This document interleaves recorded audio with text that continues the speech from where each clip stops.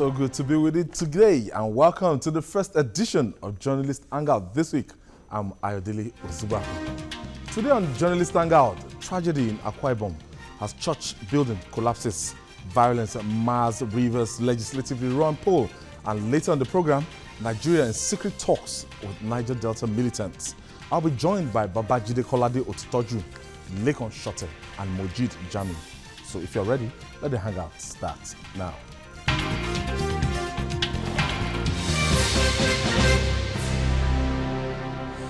Today in Akwa Ibom State is morning. The national flag is flying at half staff across government establishments. And victims are counting their losses. Last Saturday, the state witnessed one of the worst building collapses in Nigeria's recent history. It was a tragedy. The day dawned with the excitement and hope of ordaining a bishop in the church, but it ended with tales of sorrow and harrowing pains. The church building collapsed, many were injured, and many died. As the story developed, there was conflicting statistics about the number of casualties. The Nigerian Medical Association says about 30 persons have been confirmed dead. The state government has declared Sunday and today, Monday, days of mourning. But could we have avoided this tragedy? Mojid, let me start from you. We had something similar to this in Lagos State, in the Synagogue Church of Nation, where we had different nationalities, especially from South Africa, coming to this church, and this claimed a lot of lives. And today we are still talking about that. Before we have, what is happening?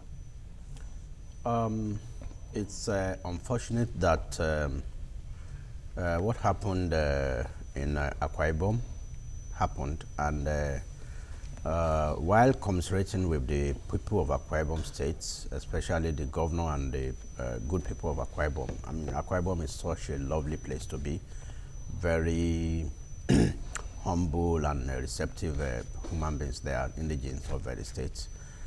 It's as if we continue to just gloss over issues like this, like you mentioned a synagogue.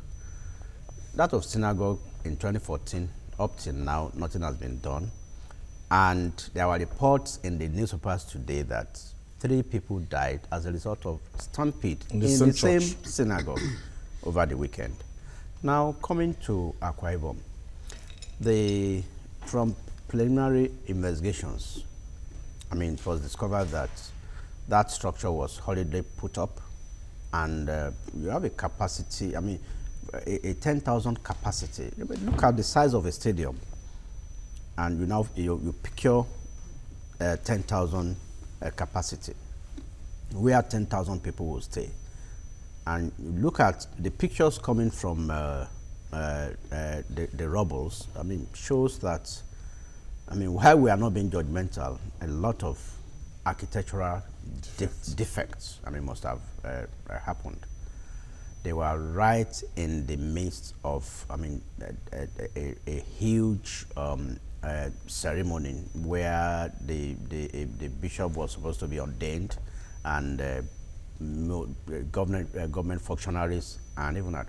I mean, the place I land is very close to a university community, so we had a lot of young people there attending the service. So I think until we start punishing people for lapses like this, I think such things will continue to happen, because this is quite avoidable if they had hired good professionals to handle the construction of that edifice. I mean, and the quest by our religious leaders to go for, I mean, to say that we have a 10,000 capacity, 1 million capacity auditorium. I mean, when we have, I mean, I mean, a lot of warehouses are being converted to churches, auditoriums. The same thing happens in the Muslim world too. So we are complaining that, I mean, our factories, the economy is going down, But churches and other religious organizations are booming. And you ask yourself, what are people getting from it? What is the turnover? What is the economic value of these edifices? And these are the questions. If you look at the way the building caved in, you notice that it's still the architectural deformities that we're talking about and lapses. And when you look at this crave, as Mojit said earlier, wanting to enter the Guinness Book of Record, I have the largest auditorium, 16 trailers can turn at the same time in my auditorium and everything.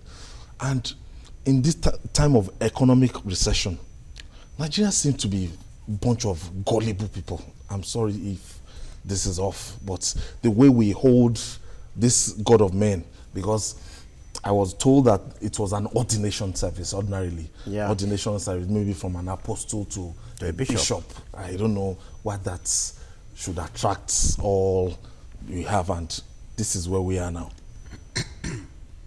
People are free to attend church services. They are free to attend services held in mosque. But nobody is free to construct buildings using the wrong construction methodology. Nobody is free to use substandard materials to build churches. Nobody is free to engage incompetent contractors to put up giant edifices. Nobody is free to circumvent existing laws when it comes to constructing structures like this. The people who work in government and maybe in the urban and regional planning board are not doing their jobs because they ought to step up monitoring. Once a big edifice like that of TB Joshua is going to be set up, there has to be proper monitoring to ensure that they comply with set standards. As long as the regulatory authorities are not doing their job, as long as they do not do their job, we will keep having buildings caving in on people.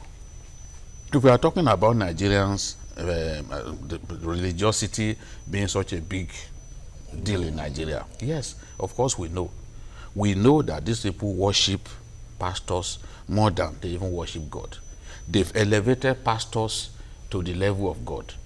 Meanwhile, these guys are just human beings like them. They just happen to have opportunities, and they've exploited the opportunities. And many times, some of them are scammers. Some pastors, many pastors are not better than you.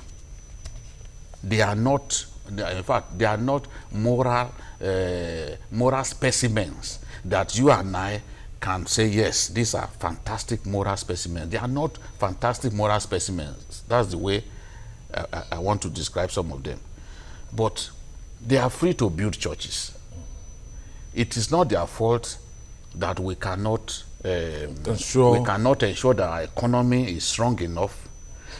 We cannot retain the industries that we had in those days. Converting all warehouses. So they have now exploited the opportunity, and now they are converting warehouses to worship places. Miracle centers.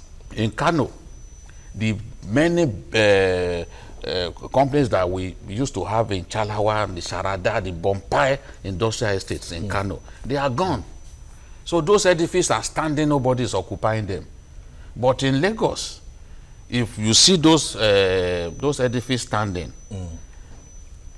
people will go to pastors and ask them whether they need any of those edifices. Go to Akwa Road, here in Lagos, Oregun Road, Oregun. All those the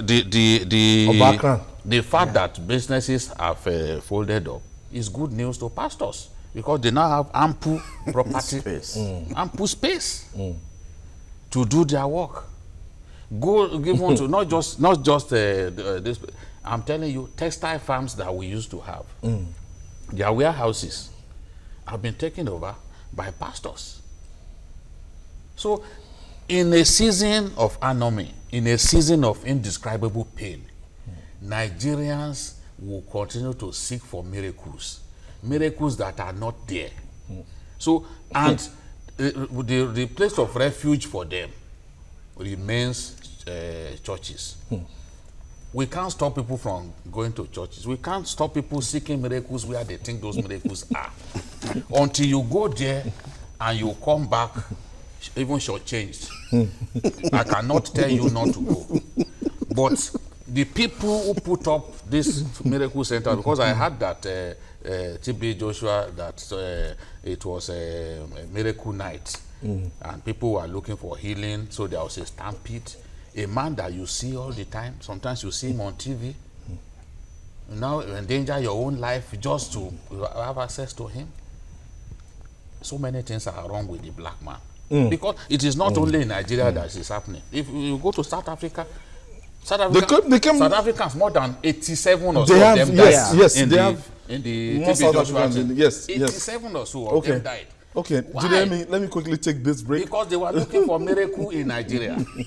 We'll take this break. We will have appropriated all that miracle before you South Africans even come to Let's quickly take this break. We'll go for this break. When we come back, we'll talk more. It's so journalist Hangout.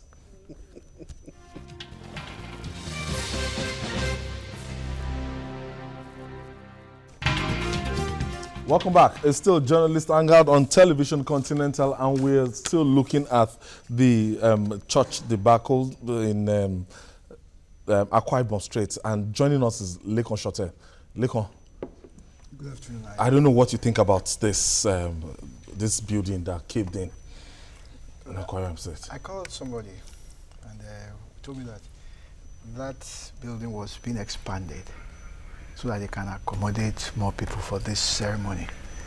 And I said, fine, you want to expand an existing building? Yeah, just so that they can accommodate more people. I don't understand that. And then how the entire complex now will collapse is what I have problems with. So it means that even from the beginning, the structure of that building hadn't been perfectly done. So who is the architect? Who is the structures engineer? Who is the surveyor? What are the materials? Sometimes they say you go to the market, the iron rod, that's supposed to be 12 or 13 mm. Yeah. It's lower than that, maybe 10 or 11. And somebody will go and buy it and pay for it. And then some of the people who actually, the contractor, who is the coordinator of the whole process, will go and buy all these things and then say it's constructing a building with material that is inferior, substandard. And my question is this: do we have Nigeria Standard Organization in this country? Are they doing the job that they do? Is it when things are imported, building materials, a lot of building materials is imported, is there any way that NSO... And Nigeria has spoken about even the Ministry of Planning and Urban Development. Exactly. That they're meant to check the integrity of any structure. Though we also have to blame ourselves, citizens, because we seem to just enjoy. I mean, it is not the government that initiates these buildings that collapse all over the place. You've heard of the one in Lagos State, when they said aircraft was flying by and the vibrations now made the building to collapse. That's a lie. That's a big lie. The engineers who investigated the collapse said the problem came from the superstructure. Exactly. Faulty superstructure. Again, they were expanding a hostel. Yeah, it was meant to be a two. Do you understand? Story so, building. They were so why would you just be doing things? Isn't there a process? So apart from the government, they never got the necessary permit to take it higher. And then isn't there somebody in the local government, for example, who forget about the state, isn't there someone in the local government who looks after things like that? So once they see things like that, we quickly go and find out. On alerts? Yes. Do you have the necessary permits? Can I cite it? Who signed it? You know what? The big problem is that the regulators are limited in number. Yes. And in a place like Lagos, for example, where buildings are springing up, in fact, high-rise buildings, big buildings are springing up all the time. They might be overwhelmed. They will be overwhelmed. Of course, the issue of compromise is also rife. I remember that when former Governor Bola Tinubu set out to demolish buildings constructed on, some of them on waterways, drainage channels and all that. And the then governor said that what he needed to do was to take out those corrupt civil servants who will give you the approval to go and build your house on a drainage channel. On a canal, yeah. As we speak, some of the iconic buildings in Lagos are actually erected on drainage channels. I remember the former governor talking about the Lagos Business School. So where you now, the question is are you going to find the political will to remove all of those buildings? Those mistakes have been made. If you gave me approval, it will be difficult for someone else to now say, no, demolish that building. It will go to court. So it's a big problem. Now the people, the bad eggs within the regulatory framework who are given approvals for buildings to be erected in the wrong places are people that examples must be made out of them. Because if we do not do that, this will not stop. This will not stop. Please, can I add, please, that in Ikeja, there is a place where we used to play football as kids in secondary school. It was turned into the government itself does not even obey its own laws. It was now turned into a primary school, right? I don't want to mention the name of the school, right there in Ikeja. And I remember there is an open space also somewhere in Ikeja. Thank God the neighborhood, everybody rose against them selling that land to somebody to develop. The place is still open now, but so even government itself disobeys. You call that at a GRA Ikeja, there's a space that was supposed to be like a stadium. Everything was sold up. So government itself does not obey the rules. Mujid, in this unfortunate, Governor Udom narrowly escaped death and orders the arrest of the contractor. Beyond the contractor, fine. I call this medicine after death. Like Jide and Leshote said, somebody must have given an approval for the expansion of that building or even for the construction. But you see, the problem we keep facing is the fact that in that kind of environment, for the governor to even attend that kind of ceremony, you will have known that there are the person is a big... That is it. And is it religion? A man of God, yes, or God of man. Religion is politics. If any pastor can or a bishop can have a 10,000 capacity auditorium, right. you know that that is votes. The governor will look at the votes, and you see, even if it were to be a Muslim that is the approving officer, they will say, it's because if he fails to give approval, like Nasfat or Ansarudin. If he fails to give approval, they'll say it's because it's from the other faith. And if he's a Christian, they'll say it's probably from another church. So there'll be an excuse. Okay, why has somebody not been arrested in the case of, or sacked in the case of synagogue, whereas in the case of Lekki Gardens, somebody was put behind bars. And we have had another... They're on trial. Yeah, no, yeah, of course they're on trial, but even that of Lekki Gardens, but the swift action on Lekki Gardens, we didn't see it with synagogue. That's right. And that was under a different administration. Under a different regime. And that's why now... But that time it happened, it was close to election. Yeah, fine. And another calamity. No, they could still have taken that action. They could have identified civil servants who did not do their due diligence. Because that was what happened in this case. The governor moved against civil servants who ought to have done their job and they fired them. That clip you are saying, that's a synagogue church of our nation. And Is it Akwa Ibom? yes, this was what happened in synagogue in 2014. Yes, September 2014. September 2014. And that because somebody was not punished for this, so though we are still in court, that's why we've had another stampede in that place. See, there must be a serious measure on crowd control, especially where you are going to have 500, 1,000 people worshipping or gathering.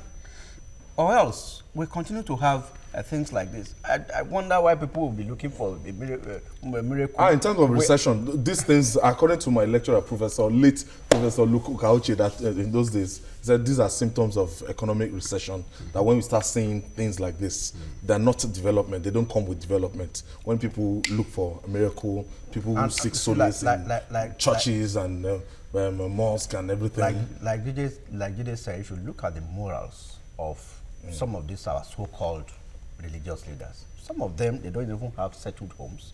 And these are people that will join people in my... And these are people who say that your marriage must never break. Your marriage must never break. They are breaking their own marriage and breaking other people's marriages. Okay, they break their own vows. Break their own vows. So it's do as I say and not as I do. And some people will still go there. They will give very false predictions, prophecies. I mean, you are in Nigeria giving a prophecies about election Trump, in the US. Hillary Clinton and Trump. Right. And this is somebody who also predicted that the 2015 election will never hold, and even if it held, that the result will be cancelled. But here we are today. Buhari is president. Now, it's no war. It's the Nigerians that I blame. And people still continue to go there. When people keep running helter-skelter for miracles, when they're supposed to take pragmatic steps to improve their well-being, they are running after pastors to make their life better. Read your Bible. If you read your Bible or you read your Quran, you will get direction. You know? So, but we already see these people in the shape of God. Yes, they hear from God directly. So something is wrong with our people who think that, okay, pastors, who deify pastors and see pastors more like God. But they are not God. They are God of men. They are not men of God. All right, when journalist Hangout returns, we'll discuss the legislative rerun in Rivers State. Was it an election or a war? We'll be right back after this time out. Stay with us.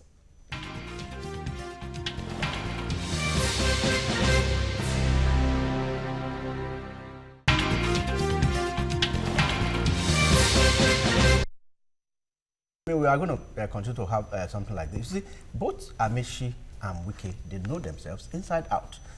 Wike was the chief of staff of to Amaechi. So they know. He was chairman of Amaechi's campaign. And he was chairman of Amaechi's campaign. In 2011. So they know themselves. They know where all the bodies are buried. But unfortunately, like I said earlier, it is the people of Rivers State that will suffer. Now, we are almost 2 years into the legislative year, and they are yet to have a quality representation at the National Assembly and even in the State House of Assembly, because they can't even form a quorum. I think about 25 seats are up for grabs in the State House of Assembly. So, out of the 32. So it's really a bad thing, and it has been happening like this. But recall, we are getting close to what you can call a semblance of a real election. We are not yet there, because I mean, it's still violence all the way. But we have gone past those days where you have somebody scoring 2 million votes, and the second person will score just 49,000 on a raining day. So, especially in Brass. So that is it. So I think we are getting close to. But until the principal actors are willing to shed their toga of personal interest, and now I'm talking about the governor and the minister, until they want to put the people first. And look at the concessional speech of the President Mahama. Very touching. He said he would have loved to continue, but the people said no.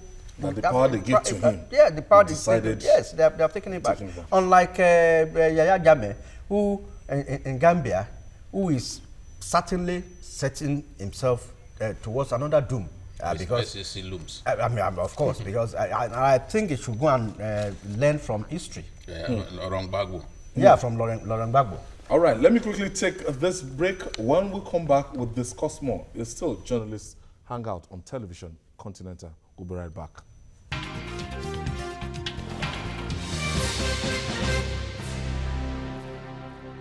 Welcome back. We're still reviewing last Saturday legislative rerun election that took place in Rivers State.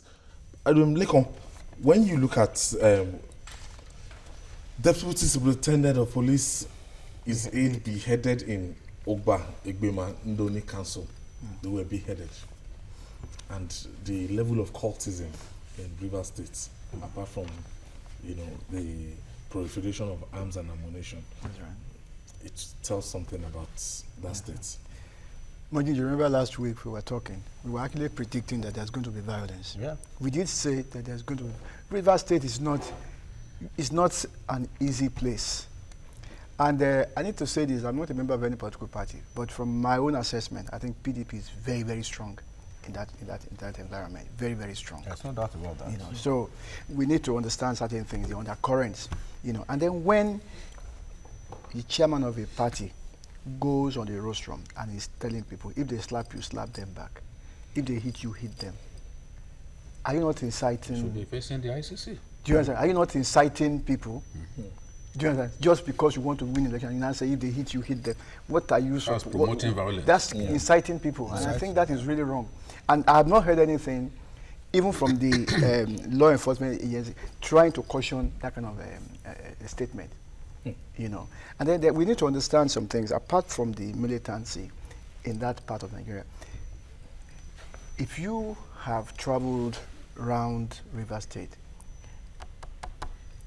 people are unemployed. Yes. Yeah, youths. Youths are unemployed. 80% of You know, them. when they say youth, youth is not just age.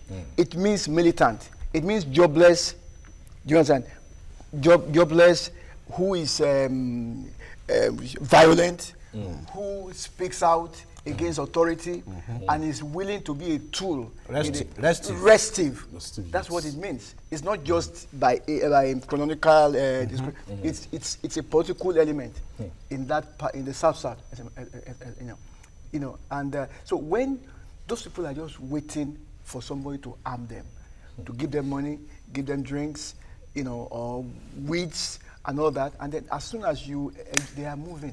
Okay, let's take Wale. Olawale is calling us from Lagos State. Hello? Yes, Wale. Olawale. Thank you for joining us, Olawale. Hello? Yes, Wale, you're on. Yes, I'm still on. You are here to connect me. You are connected. You are connected, Wale. I'm hearing you. Yeah, okay. Hello, good evening, Ayo. Good evening, Wale. Yeah, welcome back from Ghana. Thank you, Wale. Okay, and good evening, my oracle and my encyclopedia. Good evening. Yeah. Let me tell you the honest truth. Since 1999, there has never been a credible election in Rivers State. If you will recollect, 2.4 million will register as voters.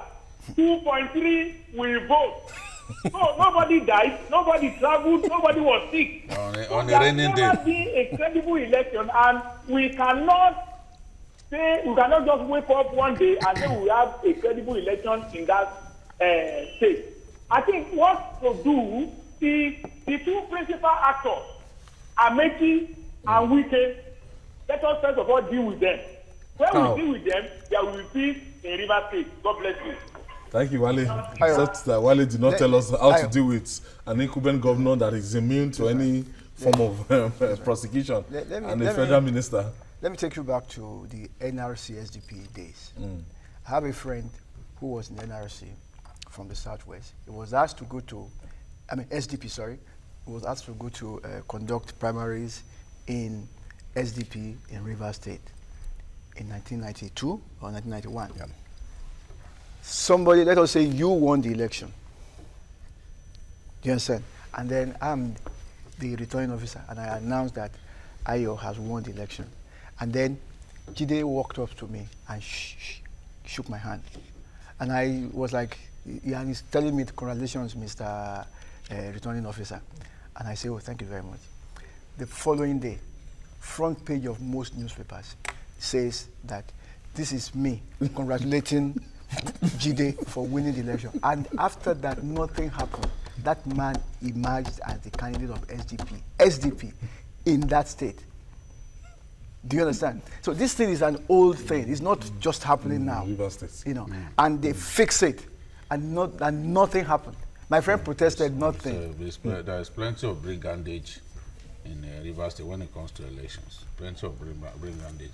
And I think we also see the impact of militants, even the big militants, in deciding the fate of politicians in Rivers State cannot be wished away.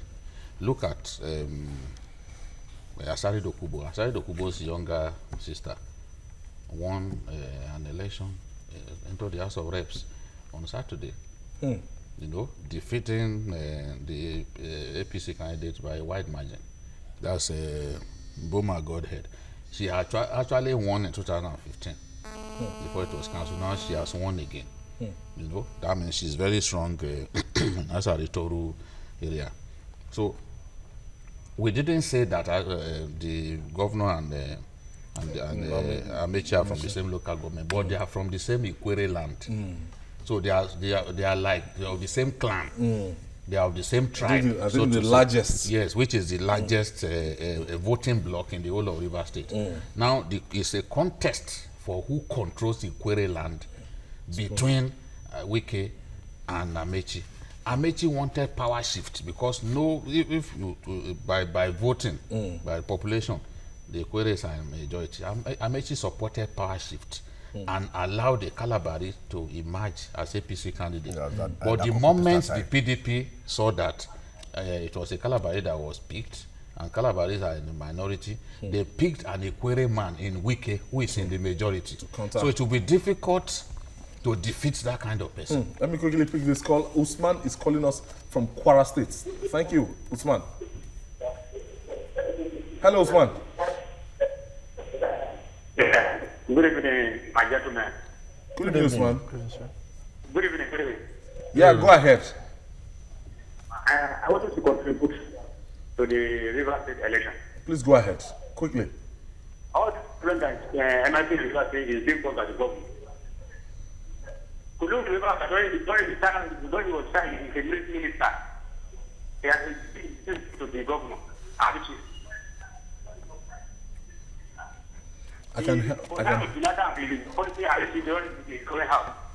All right, thank you. I can hardly hear what Usman is saying, but I'm sure maybe you try it back. So, when we are looking at this context now, we've not seen the worst of this election because days ahead. No, the results have not been released. Yes, we know the number and the casualties and everything, but we can't just continue like that. Now, Mojid, it's as if the APC, they've changed their modus operandi from the Ondo election. This is what we used to see in the PDP of those days, that you come in all the federal might, you get all the other governors behind you, show strength, bring money behind you, and whether it's your strong enclave or not, you will want to get that place. Well, it will be difficult to do that in Rivers because even if you want to do show of strength, there is a limitation. I mean, you must be very popular before the show of strength can manifest. Like we saw in Ondo State, it was almost certain that people wanted a change. People wanted Akeredolu. I mean, he won, and I mean, there was no rancor. We saw those who lost congratulating him. But in the case of Rivers, where Magnus Abe has been, I mean, it's in the southeast, the southeastern senatorial district, where Magnus Abe has been declared the winner. Of course, the APC has a sort of a comparative advantage there. But in the other two senatorial districts, I see a situation where PDP might win because they are in the early lead, although results are not yet officially out. But it will be difficult. Okay. Mojib, let me quickly take Wumi is calling us from Gambia. Thank you for joining us, Wumi. Yes, sir. Yes. What? I want to make my contribution on the River State issue. All right, go ahead. I want to make a contribution on the River State issue. Go ahead, Wumi. Hello? Yes, you're on. Yeah, on the River State issue. I think the journalist needs actually to do a kind of documentary on the issue of cultism in River State. You discover that it's highly entrenched and I think it's breeding violence in the state. So I just want to recommend that journalists try to do something on the issue of cultism. You know, it's as if it runs, like in families, from my little findings. So I would like journalists to do a kind of documentary. Then I also want to express my dissatisfaction with Mr. Mojit, who is coming from pastures. I don't think a person who does not belong to that particular faith should be making that kind of comment. Thank you, Bumi. You know, faith is a personal Noted. issue. Noted. People should not- Bumi, you. Noted. I will not allow you to get that argument or to that direction. That wasn't the aim and objective of that particular. I know event. that. I know that some people will say, okay, why is a Muslim criticizing? No, that's the way we are. We don't want to go there at That's the all. way. That's not the aim and objective. So, Wumi That's, said that's part of the problems we keep having in Nigeria. And I also made that point that if a Muslim does the approval and refuses to give an approval, they will say it's because he's a Muslim. If he's a Christian, they will look at certain government officials. So polarized. We are He so doesn't polarized. want a Muslim criticizing a Christians. Christian. But for me now, she's comfortable with me criticizing my fellow Christians. But you see, the thing is, let's face it, if like the church, they had a building committee, and the building committee of a big church should include engineers, Civil engineers, the architects, rest of them. yes. Now, the governor said arrest contractor. Shouldn't he even start from the building committee of even that the church. building committee of the church? Some of them should be taken into custody. They should tell us the kind of contractor that they brought for the job. They would have recommended the contractor. Yes. Then when we move from them, we move to the Outsider. civil servants, you know, in the urban and regional Yeah, planning. who gave the approval? Who gave the approval? Did they do any form of monitoring? That is the issue. Wumi raised the point. She talked about cultism. That is what is making that is what is festering the violence in Rivers State. Rivers State. It's true. And the level of A lot of the killings are not even related to politics. There was a time that Wike said something and I thought he made sense. He said they should find out at a point when people are being killed every day. He said, find out there is no single big politician, even at world level, not even a world chairman, that was killed. That these are killings related to cultism. You know? So it's a big problem. if they don't have people in high places encouraging them, do you think the cultism would have gotten to that level? As in, it's so pronounced in The Rivers State. police commissioner, the first thing he did, he said he wanted to battle the cultists and that he was going to seize their weapons. I think that, yes, cultists are going to be used on election day, no doubt. Because there's a very thin line Between militancy and cultism, and violence. You know? So they will find a way. Maybe on election day, somebody is offering you money and you have a gun. So you go ahead and use your gun, turn your gun on other people on election day. So it is a cycle of violence that we need to actually address, whether they are militants, whether they are cultists, whether they are even policemen or soldiers who use the firearms that they've been given in the wrong way. So we need to address the cycle of violence. MJ, generally. your parting shots. Yeah, I think like some of the callers have said, the election in Rivers, I mean, they should, Wike and the Amishi should, I think they should be called to order. It's not something that should be personal. They should have the interests of the people, and to also know that federal minds cannot work in Rivers. When you are not popular. When you are not popular. Lekon. Well, I think the political leadership in Rivers State, including the traditional elites, the chiefs, the kings, and all that, they need to come together. Because I imagine that if I'm a traditional ruler and this thing is happening in my domain, will I just keep quiet? That's to leave it there. That's to leave it there. Thank you so much. And that's it on Journalist Hangout today. Join us tomorrow for another interesting episode of the program. You can watch the repeat broadcast tonight at 11. You can also watch Journalist Hangouts on YouTube at youtube.com/TVC News Nigeria. Our feedback channel is Journalist Hangout at tvcnews.tv. I'm Ayodele Ozubaku. See you tomorrow. God bless Nigeria.